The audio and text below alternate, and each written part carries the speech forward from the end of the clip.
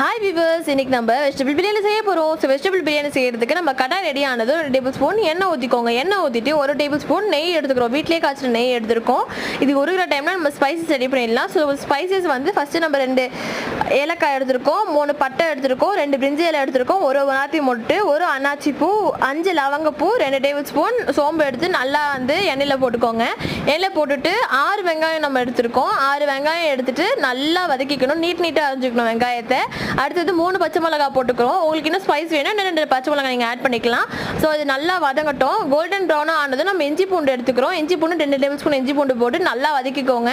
வதக்கிட்டு நல்லா அது வதங்கின பிறகு அந்த பச்சை வாடை போனதும் பிறகு நம்ம வந்து தக்காளி ஆட் பண்ணிக்கலாம். தக்காளி வந்து நம்ம 2 தக்காளி எடுத்துருக்கோம். 2 தக்காளி சின்னதாக கட் பண்ணி 2 தக்காளி நம்ம ஆட் பண்ணிக்கிறோம். ஆட் பண்ணிவிட்டு அதையும் நல்லா நம்ம வதக்கிக்கிறோம். வதக்கினதும் பிறகு நம்ம உப்பு வந்து எவ்வளோ தேவையோ அதுக்கேற்ற மாதிரி நம்ம உப்பு ஆட் பண்ணிக்கிறோம்.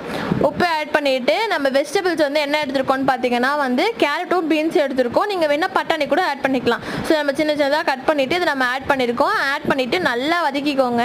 வதக்கின பிறகு நம்ம பாஸ்மதி ரைஸ் எடுத்துருக்கோம். பாஸ்மதி ரைஸ் எடுத்துகிட்டு அதுக்கேற்ற அளவு நீங்கள் எவ்வளோ அளவு நீங்கள் பாஸ்மதி ரைஸ் எடுக்கிறீங்களோ அதுக்கேற்ற மாதிரியான தண்ணி ஆட் பண்ணிக்கோங்க. தண்ணி ஆட் பண்ணிவிட்டு கூட வந்து 1 ஸ்பூன் சில்லி பவுடர் ஆட் பண்ணியிருக்கோம், 1 ஸ்பூன் கரம் மசாலா ஆட் பண்ணியிருக்கோம்.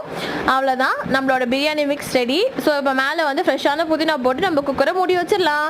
ஸோ நம்ம பிரியாணி ரெடி. கூட வந்து நம்ம காலிஃப்ளவர் 65